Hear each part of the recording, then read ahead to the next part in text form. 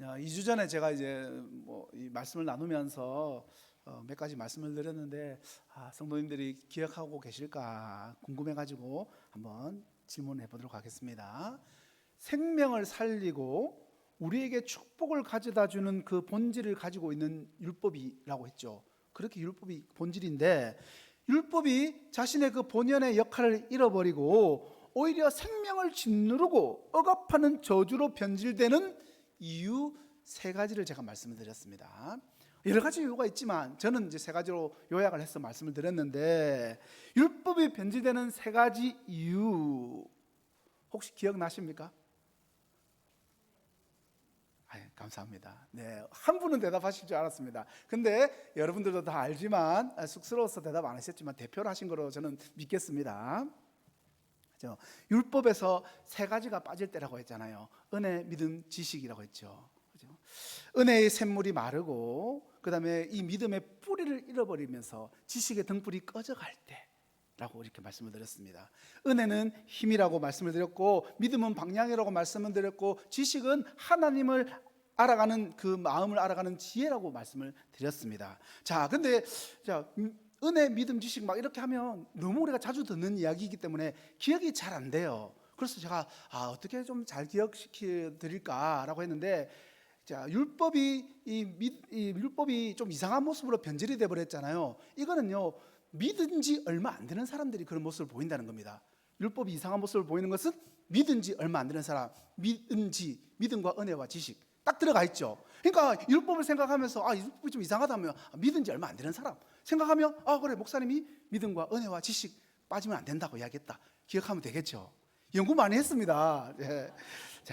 결론적으로 우리는요, 은혜로 말씀을 지킬 때 우리의 연약함을 뛰어넘어서 주님이 주시는 능력으로 살아갈 수가 있다는 겁니다. 그리고 믿음으로 말씀을 따를 때 흔들리지 않고 주님께서 인도하시는 길을 또 걸어갈 수가 있습니다. 그리고 지식으로 말씀을 깨달을 때 하나님의 마음을 헤아려서 참된 지혜를 얻을 수가 있다는 겁니다.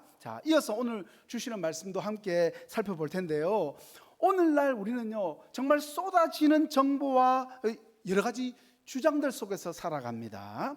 과학기술이 정말 눈부시게 발전했고 합리적인 사고가 그 어느 때보다도 중요해지는 그런 시대를 살아가고 있죠.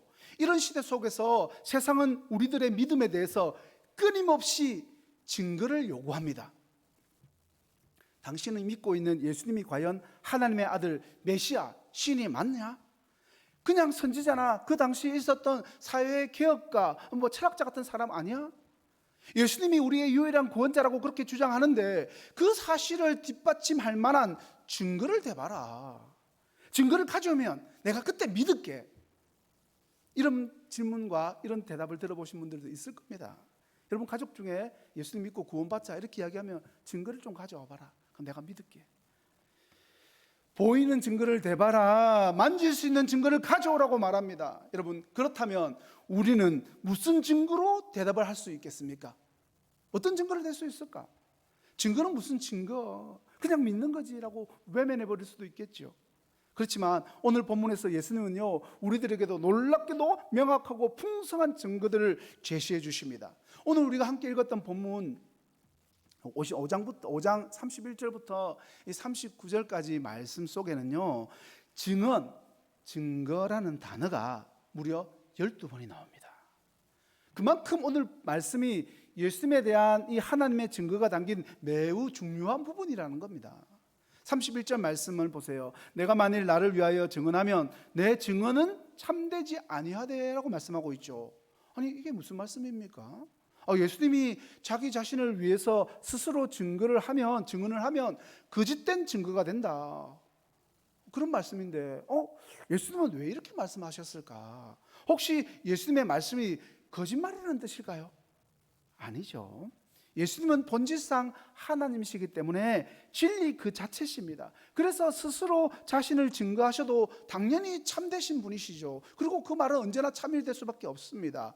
그럼에도 불구하고 이렇게 말씀하시는 이유는 예수님께서는요, 아들로서 철저하게 아버지의 뜻에 순종하여 사셨고 한순간도 아버지를 떠나서는 자신을 드러내지 않고 아버지를 드러내는 그런 삶을 그렇게 사셨는데, 그런 일들이 예수님 자신을 증거하는 그런 상황에서도 마찬가지였다는 겁니다. 그러니까 예수님은 예수님 자신을 드러내지 않고 하나님의 뜻에 따라다니고 뜻에 따라서 철저히 순종을 했고 하나님의 뜻을 드러내는 일을 해오셨는데, 지금 예수님 자신을 증거하는 그 일에서도 그 패턴을 똑같이 유지를 했다는 겁니다. 마치 요한복음 8장 16절에서 만일 내가 판단하여도 내 판단이 참되니 이는 내가 혼자 있는 것이 아니요 나를 보내신 이가 나와 함께 계심이라 라고 말씀하신 것과 같은 겁니다. 사랑하는 성도 여러분, 이렇게 예수님은요 자신을 드러내기 위해서 이 땅에 오신 것이 아니라 아버지의 뜻을 이루고 아버지 하나님을 드러내기 위해서 이 땅에 오신 겁니다. 32절 보세요. 나를 위하여 증거하시는 이가 따로 있으니 곧 나를 보내신 아버지께서 나를 위하여 증거하시는 그것을 내가 아노라 라고 말씀하십니다. 여러분, 여기서 나를 위하여 증거하시는 분은요 바로 하나님 아버지십니다. 하나님 아버지께서 직접 예수님을 증거해 주신다는 겁니다. 그렇다면 하나님은 무엇을 증거하실까? 예수님이 바로 하나님께서 보내신 메시아, 약속된 구원자다라는 사실입니다. 그러니까 보낸 사람이 증거하는데 보냄 받은 사람이 내가 그렇게 받았다 증거할 필요가 없죠. 보낸 사람이 증거했으니까 그것보다 더 확실한 증거가 어디 있겠습니까? 예수님은 억지로 내가 하나님이다 하면서 기적을 막 보여주거나 능력을 자랑하지도 않으셨습니다. 오히려 하나님 아버지께서 자신을 보내셨고 그렇게 보내심을 받은 목적과 사명이 있다는 사실을 드러내는데 집중을 하신 거죠. 여러분, 예수님께서 공생애를 막 시작하셨을 때 어떤 일이 일어났습니까? 이 40일 금식 기도를 마쳤을 때 예수님 앞에 마귀가 나타나서 돌을 떡으로 만들어 먹어봐라, 성전 꼭대기에서 뛰어내려봐라, 하나님으로서의 능력을 증명해 보라는 그 시험 앞에서 그렇게 하지 않으신 것은요 하나님이 아니시거나 그것을 행할 능력이 없어서가 아니었지 않습니까? 예수님께서 이 세상에 오신 목적은요 그렇게 능력을 드러내시면서 자신의 신성을 증명하는 데 있지 않았기 때문입니다. 예수님께서 진정으로 드러내고 싶으셨던 것은 하나님 아버지께서 자신을 보내셨다는 사실과 그분이 자신에게 맡기신 사명이 무엇인지였습니다. 즉 예수님의 관심은요 온통 철저히 하나님의 뜻을 이루는 데 있었다는 것을 보여주는 구절입니다. 여러분, 한번 생각해 보세요. 예수님도 이렇게 철저히 자신을 드러내지 않고 하나님의 뜻을 따라서 하나님을 드러내기 위해서 사셨는데, 죄송하지만 예수님을 믿는다고 하는 오늘날 많은 성도들이 신앙생활이라는 것을 하면서 뭘 드러내는가 보니까 종종 이 자존심과 신앙이 섞여가지고 내가 뭘 증명해야 되는지 헷갈리는 분들이 있더라는 겁니다. 내가 이렇게 열심히 교회 봉사하고 헌신하고 있으니까 나는 믿음이 좋은 괜찮은 사람이야, 그러면서 목소리를 높여서 스스로를 증명하려고 합니다. 그렇게 하거나 아니면 믿음의 탈을 쓴 자신의 자존심을 증명하려고 하고, 그것도 아니면 예수님을 믿으니까 복 받아서 이렇게 잘 됐지라고 말하면서 자신의 성공을 드러내려고 하더라는 겁니다. 오해하지 마십시오. 뭐 헌신하지 마라, 잘 되지 마라, 성공하지 마라가 아닙니다. 우리가 잊지 말아야 할 것은 신앙의 본질입니다. 여러분, 우리가 잊지 말아야 할 신앙의 본질이 무엇입니까? 여러분, 신앙은요 내 알량한 자존심을 세우거나 우리 자신을 증명하는 도구가 아닙니다. 여러분, 진정한 신앙은요 하나님께서 우리를 이 땅에 보내신 목적, 즉 하나님의 자녀로서 세상을 섬기고 하나님 나라를 확장하는 삶을 살아내는 것이 우리 신앙의 목적입니다. 다시 한번 말씀드릴게요.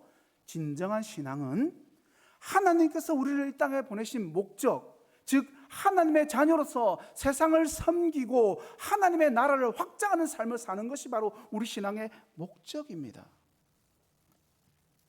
예수님처럼 우리 또한 우리 자신을 드러내는 것이 아니라 우리를 보내신 하나님 아버지를 드러내는 그런 삶을 살아가야 하는 것입니다. 자, 그렇다면 하나님은 어떻게 무엇을 통해서 예수님을 증거하실까? 예수님은 오늘 본문에서 세 가지 확실한 증거를 말씀합니다. 첫 번째, 세례 요한이라고 이야기하고, 두 번째는요 예수님께서 행하셨던 그 모든 사역들, 그리고 세 번째는요 바로 성경, 이 구약 성경을 말합니다. 여러분, 이 세 가지는요 모두 하나님께서 예수님을 증거하시는 분명한 방편이며 누구도 예수님을 믿지 않는 것에 대해서 핑계할 수 없도록 하시는 하나님의 은혜입니다. 이 세 가지 증거에 대해서 31절에 예수님이 자신의 증거, 그러니까 31절 말씀까지 합쳐지면 네 가지 증거가 되겠죠. 이 예수님께서 이 사중 구조로서 강력하게 우리에게 증거를 보여주고 있습니다. 먼저 요한의 증거를 한번 살펴볼게요. 이 33절부터 35절까지 말씀, 본문 보면서 33절부터 35절까지 말씀 함께 읽겠습니다.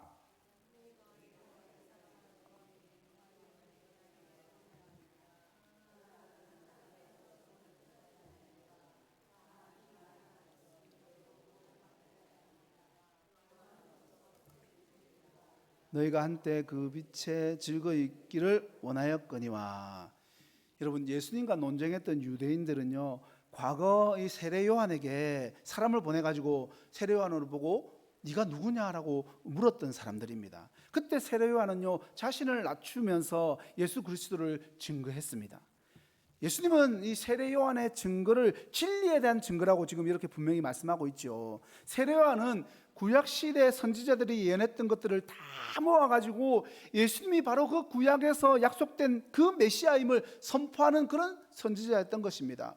하나님께서는 오랜 역사 속에서 선지자들을 통해서 끊임없이 메시아를 예고하셨고, 세례 요한은 그 예언의 정점에서 마지막 주자로 서 있는 겁니다. 예수님을 증거하는 이 선지자적인 증거로, 지금 살아있는 증거로 지금 사람으로서, 선지자로서 서 있다는 거죠. 하지만 예수님은 또한 이렇게 분명히 말씀하십니다. 나는 사람에게서 증거를 취하지 않는다. 그러니까 예수님께서 세례 요한의 증거에 의존하거나 또 그 증거에 기대시는 분은 또 아닙니다, 여러분. 예수님은 스스로 완전하시기 때문에 사람의 증거가 필요하지 않으시죠. 그럼에도 불구하고 세례 요한의 증거를 말씀하신 이유가 뭐라고 말씀하십니까? 이 34절 하반절에 나오고 있어요. 너희로 구원을 받게 하려 함이라. 하나님께서는 이 세례 요한의 입을 통해서 당시 유대인들에게도 예수 그리스도를 믿고 구원받을 기회를 주신 것입니다. 믿음은 진리에 대한 하나님의 그 증거를 들음으로써 오기 때문인 거죠. 예수님께서 세례 요한을 또 이렇게 이야기합니다. 그는 켜서 비추는 등불이다라고 묘사를 하십니다. 세례 요한은 빛 자체는 아닙니다, 여러분. 그렇지만 참빛이신 예수 그리스도를 반사해서 비추는 그런 등불과 같은 존재였습니다. 많은 사람들이 잠시 요한의 빛에 즐거워하지만 그것은 한때라고 이야기하죠. 즉 일시적인 것입니다. 사람들은요, 세례 요한이 전하는 메시아를 통해서 자신의 현실적인 그 문제, 즉 로마의 압제로부터 해방을 받는 그 일들을 기대하고 있었습니다. 그러나 예수님께서 그들의 기대와는 달리 다른 길, 이 십자가의 길을 걸어가시자 그들은 곧 실망하고 예수님을 떠나버렸습니다. 여러분, 오늘날 교회에서도 이것과 비슷한 일들이 일어납니다. 대부분의 사람들은요, 복음의 본질을 제대로 알지 못한 채 교회에 나오게 됩니다. 저도 그랬고요. 그때 그저 이 자신의 필요를 채우고 상처를 위로받고 세상적인 복을 얻기 위한 나름대로의 기대를 가지고 신앙생활을 시작한다는 겁니다. 그리고 그런 것들을 통해서 한때 일시적으로 즐겁게 교회를 다닙니다. 초신자니까 한때 일시적으로는 어쩌면 당연한 모습일 수 있습니다. 그런데 복음의 핵심인 자기 부인과 십자가의 길을 마주하게 되면 엄청 당황하면서 참 믿음과 거짓 믿음이 구별되더라는 겁니다. 복음의 그 핵심 앞에서 애써 외면하거나 실망을 해서 교회를 떠나거나 자신들의 입맛에 맞는 축복의 메시지만을 찾아 헤매다가 안타깝게 이단에 빠지기도 하더라는 겁니다. 지금 주님께서 그 일들을 경고하고 계십니다. 사랑하는 성도 여러분, 저와 여러분의 믿음은 한때의 즐거움을 위한 것입니까? 아니면 영원한 생명을 위한 것입니까? 혹시 여러분은 지금 내가 원하는 메시지를 찾고 있지는 않습니까? 우리는 내가 원하는 메시지를 찾을 것이 아니라 하나님께서 주시는 메시지를 아멘으로 받아야만 합니다. 자기 부인과 십자가의 길이라 할지라도 하나님의 말씀이기 때문에 그 앞에서 순종할 수 있어야 한다는 것입니다. 세례 요한의 증거는요, 하나님께서 우리에게 구원의 길을 제시하셨다는 분명한 증거라는 사실을 믿으시기 바랍니다. 자, 이제 두 번째 증거가 또 있죠. 36절 말씀을 보세요. 내게는 요한의 증거보다 더 큰 증거가 있으니 아버지께서 내게 주사 이루게 하시는 역사 곧 내가 아는 그 역사가 아버지께서 나를 보내신 것은 나를 위하여 증언하는 것이요. 그러니까 세례 요한의 증거보다 더 큰 증거가 있다라고 이야기하는데 그것은 바로 아버지께서 내게 주셔서 이루게 하시는 역사 곧 내가 하는 그 역사를 이야기합니다. 즉 예수님께서 친히 행하신 사역들 표적입니다. 두 번째 증거죠. 예수님께서 행하신 이 표적들은요 단순히 기적과 같은 신기한 일이 아니라 하나님께서 예수님을 보내셨다는 것을 드러내는 행동하는 말씀이라는 겁니다. 표적은요 그 자체가 상징이면서 예수 그리스도가 누구신지를 보여주는 표징입니다. 예수님의 사역 자체가 바로 하나님이 역사하신다는 증거가 된다는 겁니다. 예수님이 행하신 그 모든 일들을 보면서 하나님이 역사하신다는 증거로 우리는 볼 수 있어야 합니다. 예수님은 물을 포도주로 바꾸심으로써 참된 기쁨을 주시는 메시아이심을, 또 왕의 신하의 아들을 고치심으로써 죄와 질병을 치유하시는 그런 분이심을, 베데스다 연못 38년 된 병자를 고치심으로써 소망 없는 자를 찾아 구원하시는 은혜의 하나님이심을, 5천 명을 먹이심으로써 영혼의 굶주림을 채우는 생명의 떡이심을, 소경을 눈뜨게 하심으로 세상의 빛으로 오셔서 영적인 소경의 눈을 여시는 그런 분이심을, 죽은 나사로를 살리셔서 죽음을 이기고 부활을 주시는 분이심을 정확하게 명확하게 보여주셨습니다. 시편 35편 9절에 이야기합니다. 나의 영혼이 여호와를 즐거워하며 그 구원을 기뻐하리라 라고 이렇게 노래하고 있죠. 예수님의 사역은 바로 이런 구원을 눈으로 보고 손으로 만질 수 있도록 보여주시는 하나님의 살아있는 강력한 증거입니다. 사랑하는 성도 여러분, 예수님의 이 표적은요 단순한 마실소가 아닙니다. 각각의 표적들은요 하나님 나라의 복음, 이 예수 그리스도의 정체성과 구원의 능력을 담고 있는 행동하는 메시지입니다.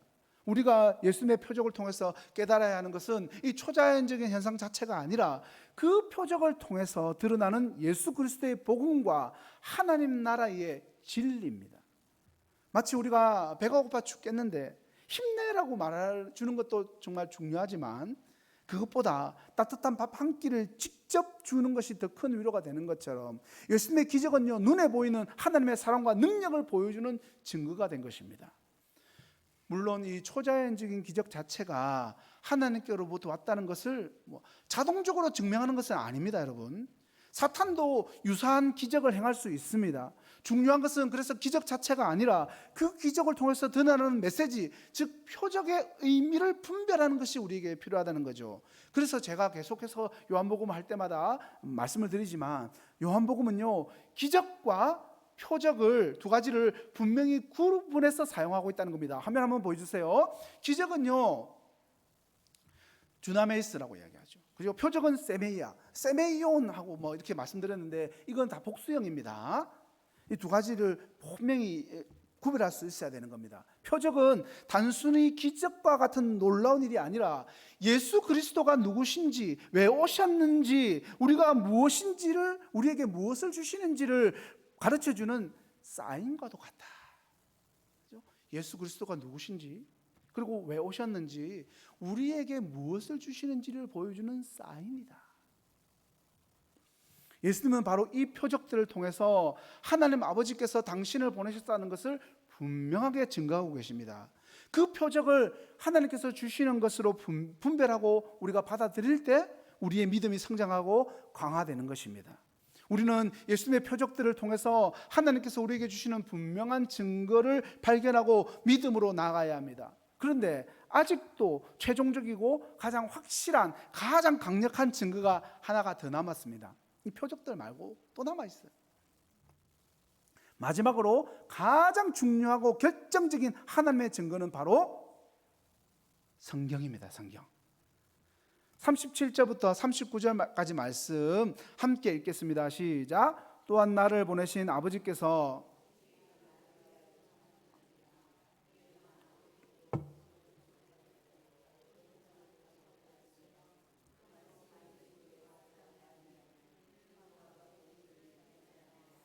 너희가 성경에서 영생을 얻은 줄 생각하고 성경을 연구하거니와 이 성경이 곧 내게 대하여 증언하는 것이니라. 아멘.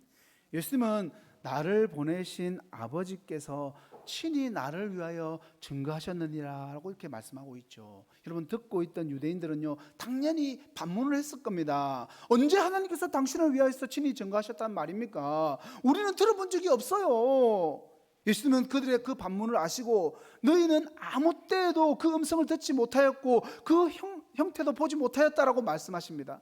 그러나 하나님께서는요, 분명히 말씀하시는 분이십니다. 모세를 통해서 율법을 주셨고 선지자들을 통해서 예언의 말씀을 주셨습니다. 바로 그 말씀이 기록된 것, 그것이 성경.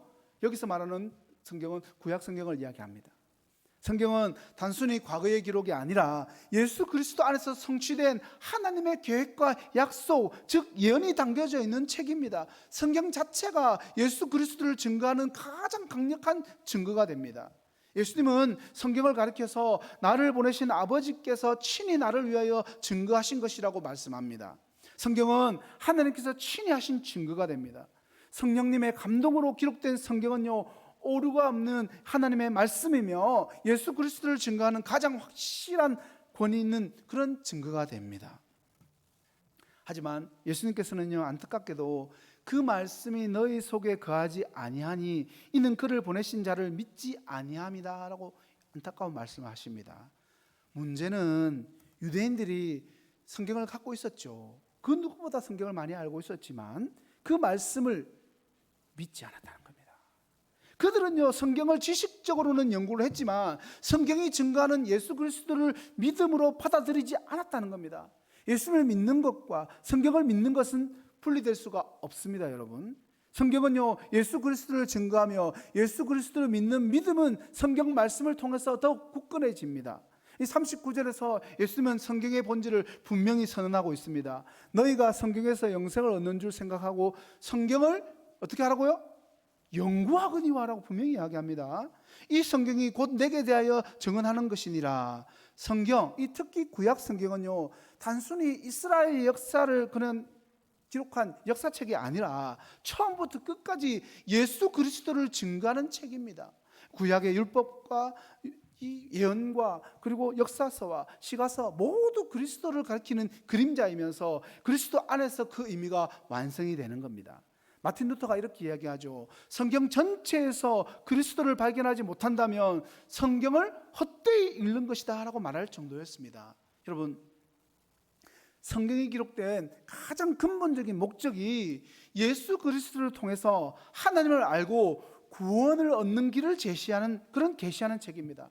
따라서 성경에서 그리스도를 발견하지 못한다면 성경을 읽는 근본적인 목적을 놓치게 되는 것입니다. 다시 한번 말씀드릴게요. 성경이 기록된 가장 근본적인 목적이 무엇입니까? 예수 그리스도를 통해서 하나님을 알고 구원을 얻는 길을 계시해 주신 책이 바로 성경입니다, 여러분. 따라서 성경에서 그리스도를 발견하지 못한다면 성경을 읽는 근본적인 목적을 놓치고 있는 것이라고 말씀을 드립니다. 원래 제가 여기 뒤에 이어서 성경을 연구한다는 말이 있기 때문에 어떻게 성경을 연구할지를 좀 알려드리고 싶어서 썼다가 지웠는데 다시 좀 말씀을 드리고 싶습니다. 여러분, 그러면 성경을 우리가 어떻게 연구해야 될까요? 성경 연구할 수 있는 방법, 가장 보편적인 방법입니다. 이렇게만 하면 절대로 다른 길로 빠지지 않는 가장 보편적인 방법 기억하십시오. 성경 연구의 3단계입니다. 문맥적인 분석입니다. 그러니까 앞뒤 구절을 보면서 성경을 읽어 나가야 된다는 거예요. 연구를 하더라도 한 절만 딱 떼놓고 연구하면요, 이게 이상한 3000% 빠지게 된다는 겁니다. 앞뒤 분명히 연결해서 앞장 뒷장 그리고 그래서 연구를 하고, 두 번째는요, 그 성경이 쓰여진 말씀이 쓰여진 시대적인 배경과 그 역사적 상황을 알고 성경을 연구해야 된다는 겁니다. 그러니까 성경은 그냥 무작정 읽으면 되는 게 아니라 연구를 하는데 문맥도 분석하고 역사적 배경도 알아가면서 그 말씀을 이해를 해야 되고, 마지막은요, 신학적 통찰이 필요하다는 겁니다. 목사님, 이게 무슨 말이에요? 그러니까 성경 전체에 계시된 하나님의 그 마음 있죠. 그 전체의 마음을 가지고 성경을 읽어야 된다는 거예요. 한 구절만 보면 하나님은 어떤 자비도 없는 정말 잔인한 하나님처럼 보일 수가 있거든요. 그런데 실제 성경 전체를 보면 그 말씀은 이해가 되기도 한다는 겁니다. 절대 그런 하나님은 아니시기 때문에 뭔가 이유가 있어서 그렇게 잔인하게 명령을 내리시는 분이기 때문에 전체적인 이 신학적 통찰을 가지고 성경도 볼 수 있어야 한다는 겁니다. 어떻게 연구할지 기억하시겠죠. 문맥을 분석하고 역사적 배경을 이해하고 신학적 통찰을 가지고 해야 된다는 겁니다.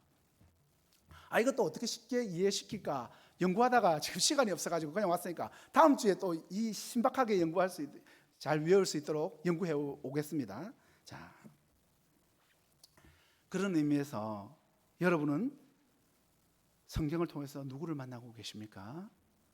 만약에 여러분이 성경을 통해서 예수 그리스도를 만나고 그분을 알아가기를 진심으로 원한다면 기적에만 매달리거나 유명한 설교가의 말에만 의존하지 마시기 바랍니다.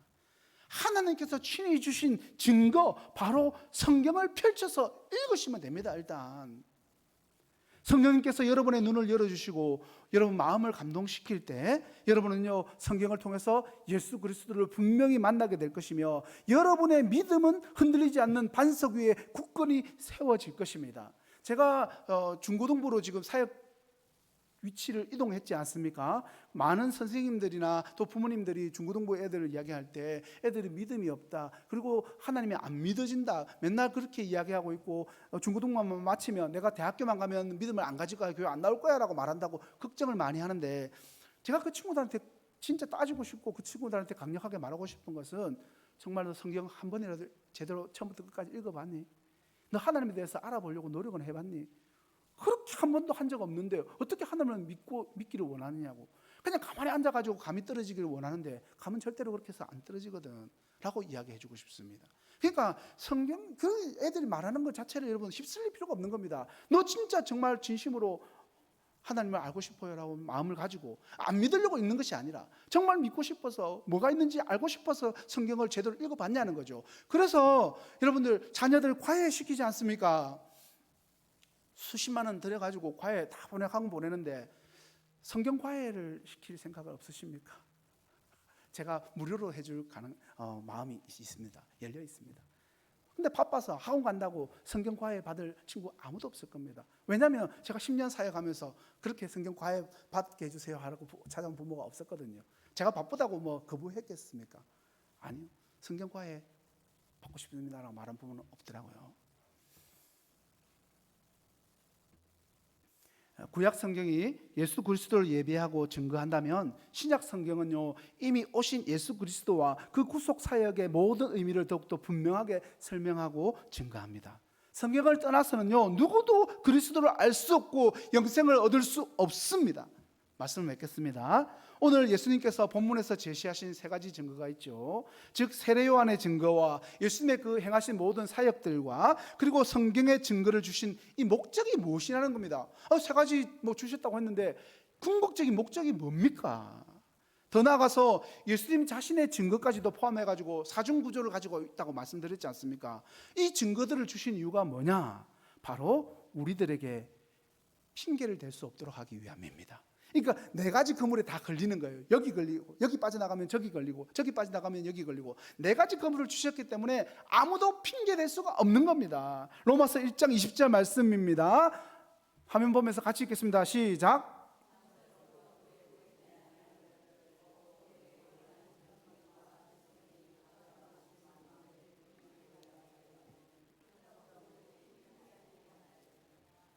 분명히 이야기하고 있죠. 핑계하지 못하게 할 거다. 하나님께서는 창조 세계를 통해서 그리고 말씀을 통해서 자신을 충분히 드러내셨습니다. 그럼에도 불구하고 하나님을 믿지 않는 것은 스스로 진리를 외면하고 스스로 거부하는 것 같은 겁니다. 그럼에도 불구하고 하나님을 믿지 않는 것은 스스로 진리를 외면하고 거부하는 것이다. 단언하고 말씀드릴 수 있습니다. 사랑하는 성도 여러분, 이제 더 이상 부드러운 권면으로 끝내지 않을 겁니다. 하나님께서는 오늘 말씀을 통해서 누구도 반박할 수 없는 명백한 증거들을 우리들 눈앞에 부어주셨습니다. 세례 요한의 뜨거운 외침과 예수님께서 온 세상을 놀라게 하셨던 그 권능의 사역과 그리고 영혼이 빛나는 진리의 이 말씀 성경, 더 나아가서 예수님 자신의 그 겸손한 증거까지, 이 네 가지 증거는요, 단 하나의 목적, 바로 예수 그리스도가 누구신지, 왜 이 땅에 오셨는지, 우리를 구원한 유일한 길임을 온 세상에 외치고 있습니다. 잠언 3장 5절과 6절이죠. 너는 마음을 다하여 여호와를 신뢰하고 내 명체를 의지하지 말라. 너는 범사에 그를 인정하라. 그리하면 내 길을 지도하시니라 라고 말씀합니다. 여러분, 세상의 헛된 속삭임에 귀를 열지 마십시오. 세상에 헛된 속삭임이 있을 때마다 귀를 막으십시오. 스스로 만들어낸 얄팍한 여러분의 생각과 경험의 틀에 그 틀들을 과감히 깨부수시기 바랍니다. 우리의 영원한 생명이 걸린 문제이기 때문입니다. 지금 당장 하나님께서 친히 여러분의 손에 쥐어주신 최후의 증거, 성경으로 돌아오십시오. 사랑하는 성도 여러분, 우리 모두는요, 이 땅을 사는 동안 예수님을 믿든지 믿지 않았든지 언젠가는 반드시 창조주 하나님 앞에 서게 되는 날이 올 것입니다. 누구도 예외 없습니다. 그날에 그 누구도 유일한 구원의 방편이었던 예수님에 대해서 저는 잘 몰랐습니다 라고 핑계할 수 없을 것입니다. 하나님께서는 이미 충분한 증거를 우리에게 주셨기 때문입니다. 이제 우리는 그 증거를 겸손히 받아들이고 믿음으로 응답을 해야 할 때입니다. 하나님께서 저와 여러분을 진리와 생명과 영원한 기쁨과 평안으로 강력하게 초대하시는 말씀을 주셨습니다. 이 거절할 수 없는 초대에 믿음으로 응답하셔서 영원한 생명을 얻고 폭풍우 속에서도 흔들리지 않는 견고한 믿음 위에 서서 굳건히 서가시는 복된 삶을 살아가는 모든 성도님들이 다 되시기를 예수님의 이름으로 간절히 축원합니다.